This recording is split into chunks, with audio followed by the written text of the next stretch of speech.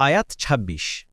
إذ جعل الذين كفروا في قلوبهم الحمية حمية الجاهلية فأنزل الله سكينته على رسوله وعلى المؤمنين وألزمهم كلمة التقوى وكانوا أحق بها وأهلها وكان الله بكل شيء عليما অনুবাদ যখন কাফিররা তাদের অন্তরে পোষণ করেছিল গোত্রীয় অহমিকা অজ্ঞতার যুগের অহমিকা তখন আল্লাহ তার রাসূল ও মুমিনদের উপর স্বীয় প্রশান্তি নাজিল করলেন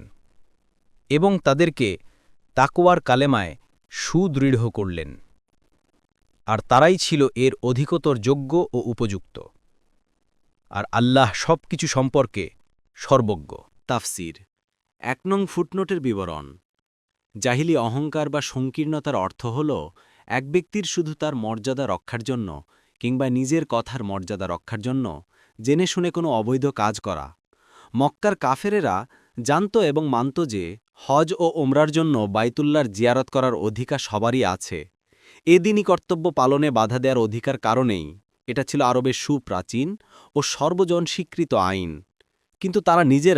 নিজেদেরকে অন্যায় ও অসত্যের অনুসারী এবং মুসলিমদেরকে সম্পূর্ণ ন্যায় ও সত্যের অনুসারী বলে জানা সত্ত্বেও শুধু নিজেদের মর্যাদা রক্ষার খাতিরে মুসলিমদের ওমরা করতে বাধাদান করে এমনকি মুশরিকদের মধ্যেও যারা সত্যানুসারী ছিল তারাও বলছিল যে